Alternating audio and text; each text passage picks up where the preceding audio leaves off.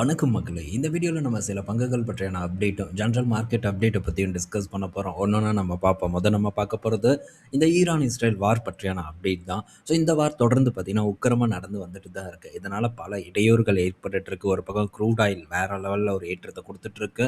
So இன்னொரு பக்கம் market பார்க்கும்போது ஒரு சரிவ குடுத்துட்டு இருக்கு. இன்னொரு பக்கம் தங்கம், வெள்ளியில நல்ல ஒரு வாலடைல் வந்து ஏற்படுத்திட்டு இருக்கு.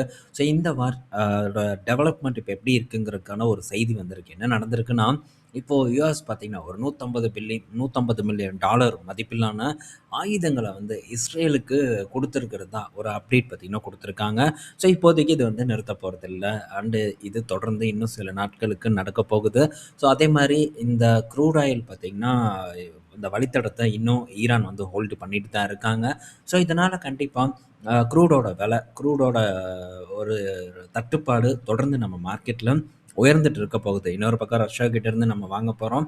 பட் இது மட்டுமே ஒரு இந்த தட்டுப்பாட நீக்கிடுமா அப்படிங்கிறத நம்ம பொறுத்திருந்து தான் வந்து பார்க்கணும். ஸோ இதோட எதிரொலி நம்ம நாட்டுல மட்டும் இல்ல, மற்ற நாடுகளிலும் இருந்து வந்துட்டு தான் இருக்கு. அதுல இப்போ பாகிஸ்தான் கிட்ட இருந்து ஒரு அப்டேட் வந்திருக்கு. என்னன்னா, ஸோ பாகிஸ்தான்ல வந்து லிட்டருக்கு பாகிஸ்தான் ரூபாய் மதிப்புல ரூ. 55 வந்து ஏத்தியிருக்கிறதா ஒரு டேட்டா குடுத்துருக்காங்க. இருக்கிறதுலயே இதுதான் மிகப்பெரிய ஒரு பிரைஸ் ஹைக் அப்படின்ட்டு மென்ஷன் பண்ணியிருக்காங்க. கிட்டத்தட்ட 20% வரைக்கும் அவங்களுடைய 1 லிட்டருக்கான பெட்ரோல் பிரைஸ வந்து உயர்த்தியிருக்காங்க. ஓகே, இதெல்லாம் சரி. என்னதான் 20% வரைக்கும் பெட்ரோல் பிரைஸ உயர்த்தியிருந்தாலும் கூட, இப்ப தான் நம்ம ரேட்டுக்கே, அதாவது நம்ம நாட்டுல விக்கக்கூடிய ரேட்டுக்கே பாகிஸ்தான் வந்து கொண்டு வந்திருக்காங்க. இந்த மதிப்ப நம்ம நாட்டு பணத்தோட கம்பேர் பண்ணும்போது, ஒரு ரூ. 105 அப்படிங்கிற ஒரு ரேட்டுக்கு பார்த்தீங்கன்னா, இப்போ 1 லிட்டர் பெட்ரோல் பாகிஸ்தான்ல விற்கப்படுது. இந்த ரேட் ஹைக்குக்கு அப்புறம். ஸோ நம்மளோடது ஒரு 2, 3 வருஷமா எனக்கு தெரிஞ்சு 2, 3 வருஷம்னு நெனைக்கிறேன். தொடர்ந்து பார்த்தீங்கன்னா, இதே ஒரு ரேட்ல தான் வித்துட்டு வந்துட்டுருக்காங்க. ஸோ இனி மாற்றம் இருக்காது அப்படிங்கிற ஒரு அஷூரன்ஸும் கவர்மெண்ட் கிட்ட குடுத்துருக்கு. ஏன்னா, விலை உயரும்போது உயர்த்துனாங்கன்னா, கண்டிப்பா நம்ம மக்கள் கொதித்து எழுந்துருவாங்க. ஆனா என்ன நடக்குதுன்னு பார்ப்போம். பட் பாகிஸ்தான்ல இவ்வளோ ரேட் ஏத்தியும் இப்ப தான் நம்ம பக்கம் வந்திருக்காங்க. ரேட் ஏத்துறதுக்கு முன்னாடி வெறும் ஒரு ரூ. 87 ஒரு லிட்டர் அப்படின்ட்டு தான் நம்ம ஊர் மதிப்புக்கு ரூ. 87ல வந்து வித்துட்டுருக்காங்க. ஸோ அவங்க கூட கம்பேர் பண்ணும்போது நம்ம அதிக விலைக்கு தான் வித்துட்டுருக்கோம்.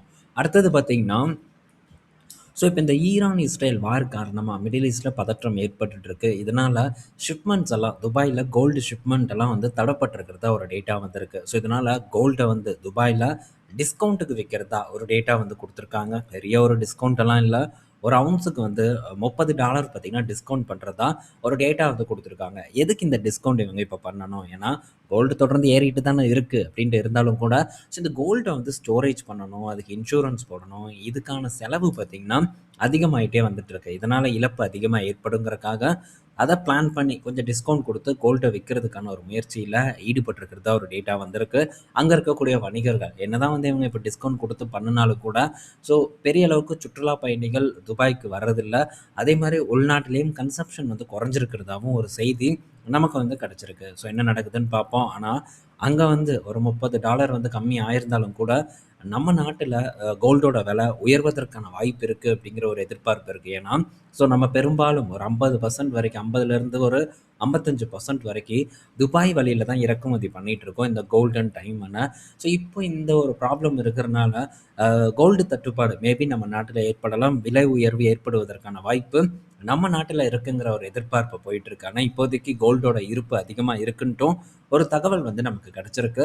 ஸோ இந்த வார் தொடர்ந்து நீடிச்சு இருந்ததுன்னா, கோல்டோட விலை நம்ம நாட்டில ஏறுவதற்கான வாய்ப்பு அதிகமா இருக்கு அப்படின்ட்டு இந்த ஆர்டிக்கிள் நமக்கு கிளீனா வந்து சொல்லுது. அடுத்தது, ஸோ எஸ் பேங்க் கிட்ட இருந்து ஒரு அப்டேட் வந்திருக்கு. எஸ் பேங்க்குக்கு இப்போ புது எம்டி அண்ட் சிஇஓ வந்து நியமனம் பண்ணியிருக்காங்க. வினய் முரளிதரர் அப்படிங்கிற ஒருத்தரை வந்து அப்பாயிண்ட் பண்ணியிருக்காங்க. ஸோ எஸ்பிஐ பேங்க்ல வேரியஸ் போஸ்டிங்ல, அது ஹெட் போஸ்டிங்ல வந்து இவர் இருந்திருக்காரு. ஸோ இப்போ இவரை வந்து இந்த எஸ் பேங்க்குக்கு இப்போ சிஇஓவா வந்து ஆர்பிஐ அப்பாயிண்ட் பண்ணியிருக்காங்க. எஸ்பிஐல மட்டும் இல்லை. ஸோ இதை தாண்டி ஓவர்சீஸ்லேயும் பல ஃபினான்ஷியல் இன்ஸ்டிடியூஷனில் ஒர்க் பண்ணியிருக்கிறதா நமக்கு டேட்டா வந்து சொல்லுது. 2018ல் ஒரு பிரிவிலையும், 2020 டு 22ல ஒரு பிரிவிலையும், அதுக்கப்புறம் மியூச்சுவல் ஃபண்ட்ஸ் போன்ற பிரிவிலையும் பார்த்தீங்கன்னா, இவர் எஸ்பிஐல ஒர்க் பண்ணியிருக்காரு. ஸோ இப்போ ரிசைன் ஆகும்போது ரீட்டெயில் செக்மெண்ட்டுக்கு சிஇஓவா வந்து இவர் இருந்திருக்கிறதாவும் தகவல் வந்து குடுத்துருக்காங்க. ஸோ எஸ் பேங்க் என்ன ரியாக்ஷன் குடுக்குதுன்னு பார்ப்போம். பட் இப்போதைக்கெல்லாம் நம்ம இந்த மாரி குட்டி பேங்க் பின்னாடியெல்லாம் போக முடியாது அப்படிங்கிறத கண்டிப்பா நம்ம ஞாபகத்துல வச்சுக்கணும். ஏன்னா இப்போதைக்கு நமக்கு அட்ராக்டிவான ஆப்பர்ச்சுனிட்டி லார்ஜ் கேப் பக்கம் இருக்குது. ஸோ லார்ஜ் கேப்பை எப்படி ஃபோக்கஸ் பண்ணணுங்கிற ஒரு பிளான் தான் நம்ம மைண்டில் இருக்கணுமே தவிர, சின்ன சின்ன பேங்க்ஸை வந்து இந்த நேரத்தில் நம்ம ஃபோக்கஸ் பண்ணுறது கண்டிப்பாக சரியாக வராதுங்கிறது என்னுடைய ஒரு ஒப்பீனியன், தனிப்பட்ட ஒரு ஒப்பீனியன். அடுத்தது, ஸோ HDFC பேங்க் கிட்டேருந்து ஒரு அப்டேட் வந்திருக்கு. HDFC பேங்க் பார்த்தீங்கன்னா, இப்போ இந்த வட்டி விகிதத்தை கொஞ்சம் குறைக்கிறதா ஒரு அப்டேட் வந்து குடுத்துருக்காங்க. ஒரு 0.10% ஒரு 0.10% பார்த்தீங்கன்னா, பேசிஸ் பாயிண்ட்ஸ் வந்து ரெட்யூஸ் பண்ணுறதா ஒரு தகவல் வந்து நமக்கு கிடைச்சிருக்கு. ஆனா, இதனால கன்சியூமருக்கு ஏதாச்சும் ஒரு பெனிஃபிட் இருக்கான்னு பார்த்தா, எந்த விதமான பெனிஃபிட்டும் இல்ல. ஆனா, இந்த இடத்துல பெருசா personal loan, home loan, car loan அப்படின்னு போட்டிருக்காங்க. பட் இவங்களுக்கெல்லாம் எந்த விதமான பெனிஃபிட்டும் இப்ப இருக்க போறதில்லன்னு சொல்லியிருக்காங்க. இது குறிப்பா யாருக்கு இந்த பெனிஃபிட் இருக்க போதுன்னா, 3 மாசம் மற்றும் 6 மாசம் இந்த கேப்ல கடன் வாங்குனவங்களுக்கு மட்டும் தான் இந்த பெனிஃபிட் இருக்குன்னு சொல்றாங்க. இந்த டென்யூர்லலாம் கடன் வாங்குவாங்களா என்ன? எனக்கு வந்து தெரியல. பட் அவங்களுக்கு இந்த பெனிஃபிட் இருக்கும் அப்படின்ட்டு இந்த ஆர்டிக்கல் பார்த்தீங்கன்னா நமக்கு உணர்த்துது. அடுத்தது, ரெனால்ட் கிட்ட இருந்து ஒரு அப்டேட்டு. ஸோ ரெனால்ட் டஸ்டர் இன்னும் லான்ச் பண்ணலன்னு நான் நினைக்கிறேன். ஸோ இந்த தருணத்தில இந்த மாசம் லான்ச் ஆயிரும்னு நான் நினைக்கிறேன் ரெனால்ட் டஸ்டர். இப்போ இந்த மிட் சைஸ் செக்மெண்ட்டை வந்து டார்கெட் பண்ணி இன்னொரு ஒரு புது ஒரு எஸ்யூவியை வந்து இந்த ரெனால்ட் நிறுவனம் களம் இறக்கிறதுக்கு தயாராகிட்டு வந்துட்டு இருக்காங்க. இதை எங்கே வந்து பிளேஸ் பண்ண போகிறாங்கன்னா, ஸோ நெக்ஸான், அதுக்கப்புறம் வென்யூ, 3XO போன்ற வாகனங்களுக்கு இடையில வந்து இதை பிளேஸ் பண்ண போகிறதா தான் தகவல் கிடச்சிருக்கு. ஸோ இது ஒரு ரெண்டர்டு இமேஜ், இன்னும் இதோட ஒரிஜினல் அஃபீஷியலான ஒரு இமேஜ் வந்து நமக்கு இன்னும் கிடைக்கல. ஸோ இந்த மாதிரி தான் இருக்குங்கிற ஒரு எதிர்பார்ப்பு இருக்குது. ஸோ பார்ப்போம். ரெனால்ட் பார்த்திங்கன்னா இப்போ இந்தியா மார்க்கெட்டுக்குன்னு தனி ஒரு பிளானை வந்து இறக்கியிருக்காங்க. ஸோ டஸ்டர்லேருந்து இது ஆரம்பம், எப்படி சக்ஸஸ் ஆகுதுன்னு பார்ப்போம். கூடவே நிறைய ஃபேஸ் லிஃப்ட் மாடலும் வந்து இவங்க அறிமுகப்படுத்தியிருக்காங்க. சேல்ஸும் பார்த்திங்கன்னா உயர்ந்துட்டு வந்துட்டுருக்கு. பெரிய அளவுக்கு இல்லைனாலும் தொடர்ந்து பார்த்திங்கன்னா கணிசமாக உயர்த்திட்டு வந்துட்டு இருக்காங்க. எப்படி இது வந்து இவங்களுக்கு ஒரு சக்ஸஸ்ஃபுல்லாக அமையுதுங்கிறத நம்ம வெயிட் பண்ணி வந்து பார்ப்போம். ஸோ அடுத்தது பார்த்திங்கன்னா, அல்ட்ராடெக் சிமெண்ட் கிட்டேருந்து ஒரு அப்டேட்டு. ஸோ அல்ட்ராடெக் சிமெண்ட் பார்த்தீங்கன்னா, சன்ஷூர் சோலார் பார்க் இந்த நிறுவனத்தோட 26% ஸ்டேக் வாங்கியிருக்கிறத ஒரு டேட்டா வந்து கொடுத்துருக்காங்க. ஸோ இதன் மூலிமா அவங்களுடைய ஆப்ரேஷனுக்கு ரெனியூவபிள் எனர்ஜியை வந்து சப்ளை பண்ணுறது தான் முதன்மையான நோக்கம் அப்படின்ட்டு அல்ட்ராடெக் சிமெண்ட் கிட்டேருந்து நமக்கு ஒரு அப்டேட் வந்து கிடச்சிருக்கு. ஸோ அடுத்த ஒரு முக்கியமான ஒரு விஷயத்தை வந்து நம்ம டிஸ்கஸ் பண்ண போகிறோம். என்னன்னா, ஒரு ஃபார்மா கம்பெனி பற்றி தான். ஒரு சில நாட்களுக்கு முன்னாடி, சில வாரங்களுக்கு முன்னாடி நம்ம நண்பர்கள் வந்து ஒரு சிடிஎம்ஓ பிளேயரை பற்றி வந்து கேட்டிருந்தாங்க. ஸோ அந்த சிடிஎம்ஓ பிளேயரை கேட்கும்போது, அதை வந்து நான் செக் பண்ணும்போது, அதை விட பெட்டராக எனக்கு ஒரு கம்பெனி வந்து தெரிஞ்சுது. அதை பற்றி நம்ம இதுக்கு முன்னாடி கூட வந்து டிஸ்கஸ் பண்ணியிருந்தோம். பட் இதை வந்து பிடிச்சிருக்கணும். நான் வந்து பிடிக்காமல் வந்து தவறு பண்ணிட்டேன்.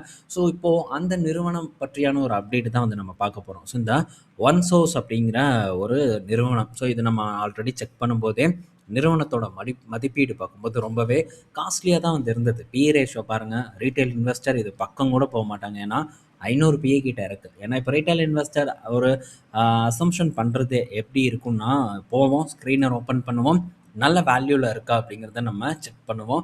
ஸோ அப்படி நம்ம செக் பண்ணும்போது 500 பிஇ, அதுக்கப்புறம் ப்ராஃபிட் அண்ட் லாஸ் ஸ்டேட்மெண்ட் பார்க்கும்போது லாஸை தான் வந்து பண்ணியிருக்காங்க. ஸோ இதை பார்த்ததும் வந்து நம்ம இதை ஸ்கிப் பண்ணி போகிறதுக்கான வாய்ப்பு அதிகமாக வந்து இருக்குது. பட் இந்த இடத்துல பார்த்திங்கன்னா, நான் சில முடிவுகளை வந்து எடுக்க போகிறேன். அதே மாதிரி இப்போ இந்த நிறுவனத்தோட நெக்ஸ்ட் க்ரோத் எப்படி இருக்குங்கிறத பற்றி நம்ம பார்ப்போம். டீட்டெயில்டாக இல்லை, சின்னதாக சிம்பிளாக வந்து பார்த்துடலாம். ஸோ இந்த ஒன் சோர்ஸ் பார்க்கும்போது இந்த செமக்ளூடைடில் பெரிய அளவுக்கு வந்து ஒரு ஆப்பர்ச்சுனிட்டியை எதிர்பார்த்துட்டு இருக்காங்க. இதுக்கு முன்னாடி நம்ம இதை பற்றி டிஸ்கஸ் பண்ணோம். ஸோ கான்ட்ராக்ட் மேனுஃபேக்சரிங் கம்பெனி தான் இந்த one source speciality pharma limited. So இந்த செமக்ளூடைடை வந்து குளோபல் நிறுவனங்கள் வந்து கான்ட்ராக்ட் வந்து இந்த நிறுவனங்களுக்கு கொடுக்கறதுக்கான வாய்ப்பு அதிகமாக வந்து இருக்குது. நம்ம உள்நாட்டு நிறுவனங்களும் பார்த்திங்கன்னா பெரிய அளவுக்கு இதில் கான்ட்ராக்டை கொடுப்பதற்கான வாய்ப்பு இருக்குது. ஒன்று ரெட்டி காரோ. ஸோ ரெட்டி பார்த்திங்கன்னா இந்த ஒன் சோர்ஸுக்கு வந்து இந்த செமக்ளூடைடு, இந்த ஒசிம்பிக் விகோவியை வந்து தயாரிக்கிறதுக்கான ஒரு கான்ட்ராக்டே இவங்களுக்கு தான் வந்து கொடுத்துருக்காங்க. ஸோ ரீசெண்டாக ஒரு டிப் நடந்தது. அந்த டிப் எதனால் நடந்ததுன்னா, ஸோ இந்த கனடா லான்ச் பார்த்திங்கன்னா தள்ளி போடப்பட்டது. ஏன்னா இன்னும் அப்ரூவல் கிடைக்கல இந்த டாக்டர் ரெட்டிக்கு. ஸோ இதனால் இங்கேயும் பெரிய அளவுக்கான ஒரு பர்ஃபார்மன்ஸ் இல்லை. பட் கிடச்சிரும் அப்படிங்கிற எதிர்பார்ப்பு இருக்குது. பங்கும் பார்த்திங்கன்னா இப்போது லாஸ்ட் டிப்லேருந்து ஒரு நல்ல ஏற்றத்தை கொடுத்துருக்குங்க. ₹1000 இருந்தது இப்போது 1500 கிட்ட நெருங்கிருச்சு. கிட்டத்தட்ட எவ்வளோ ஏறியிருக்குன்னு பாருங்கள். நம்ம வந்து ஒரு ₹1000 போட்டிருந்தா இந்நேரம் ஒரு ₹1500 கிட்ட வந்திருக்கும். ஸோ ஒரு நல்ல ரிட்டர்ன் வந்து கிடச்சிருக்கும். பட் இப்போ ஒரு ஏற்றத்தை கொடுத்துருக்கு. ஸோ நான் வந்து சில பிளான்ஸை வந்து வச்சுருக்கேன். ஆனால் இது வந்து எல்லாத்துக்கும் வந்து ஒரு இது இல்லை. ஸோ இது வந்து ஜஸ்ட் எனக்கான ஒரு பிளான் தான். இதை வந்து நீங்கள் ஃபாலோ பண்ணாதீங்க. ஸோ ஏன்னா ரிஸ்க் பார்த்தீங்கன்னா 99% இந்த பங்குல அதிகமா இருக்கு அப்படிங்கிறத நான் சொல்லிக்கிறேன். ஸோ என்ன வேணா வந்து நடக்கலாம். ஸோ இப்போ வந்து ஒரு ரிஸ்க் ஃபண்ட் அப்படின்ட்டு ஒரு ஒரு ரிஸ்க் பங்குகள வந்து நம்ம புடிக்கிறதுக்காக, ஸோ நான் சில விஷயத்த வந்து பண்ணலாங்கிற ஒரு ஐடியால இருக்கேன். ஸோ கொஞ்சம் ஃபண்ட வந்து இதுக்கு யூஸ் பண்ணலாம் அப்படிங்கிற ஒரு ஐடியால இருக்கேன். ஒரு 20% பார்த்தீங்கன்னா, இந்த ஃபார்மாக்கு ஒதுக்கலான்ட்டு இருக்கேன். ஒரு ஒரு குறிப்பிட்ட செட் ஆஃப் அமௌண்ட்ல. அத நான் பண்ணிட்டேன்னா அந்த அப்டேட்ட சொல்றேன். அது எல்லாத்துக்கும் முன்னாடி இந்த பங்க பற்றியான விவரங்கள் உங்களுக்கு தெரியணும்னு நான் நெனைக்கிறேன். ஸோ இத பற்றி ஒரு ஆர்டிக்கல் பார்த்தீங்கன்னா, நான் டீட்டெயில்டா வந்து எழுதி நாளைக்குள்ள வந்து போஸ்ட் பண்றதுக்கு ட்ரை பண்றேன். நாளைக்கு அப்படி மேபி என்னால போட முடியாம இருந்தாலும், ஏதாச்சும் ஒரு சூழ்நிலை ஏற்பட்டாலும், இந்த வீக்ல அதாவது வரக்கூடிய வாரத்தில நம்ம இந்த ஒன் சோர்ஸ பத்தி டீட்டெயில்டா டிஸ்கஸ் பண்ணுவோம். கூடவே அடுத்தது நம்ம நாட்கோ ஃபார்மா பத்தி நம்ம டிஸ்கஸ் பண்ணுவோம். அடுத்தது எல்&டி இருக்கு. அத பற்றியும் நம்ம பார்ப்போம். இது எல்லாமே நம்ம வெப்சைட்ல நம்மளோட புதுசா ஆரம்பிக்கப்பட்ட வெப்சைட்ல வந்து ரீட்டெயில் ஆப்ஷன் வெப்சைட்ல டிஸ்கஸ் பண்ணலாம். ஸோ கம்ப்ளீட்டா டீட்டெயில்டான ஒரு இன்ஃபர்மேஷன் இந்த பங்க பற்றி உங்களுக்கு வந்து கிடைக்கும். ஆனா ரிஸ்க் பார்த்தீங்கன்னா, தலைக்கு மேல இருக்கக்கூடிய ஒரு பங்கு இந்த ஒன் சோர்ஸ். மேபி ஏதாச்சும் ஒரு அசம்பாவிதம் ஏற்படுதுன்னா, அப்போ இன்னும் பெரிய அளவுக்கான ஒரு சிக்கல சந்திக்கிறதுக்கான வாய்ப்பு இருக்கு. ஆனா நான் நெனச்சது நடந்ததுன்னா, இதுல பெட்டரான ஒரு பெர்ஃபார்மன்ஸ வந்து என்னால கெயின் பண்ண முடியும்.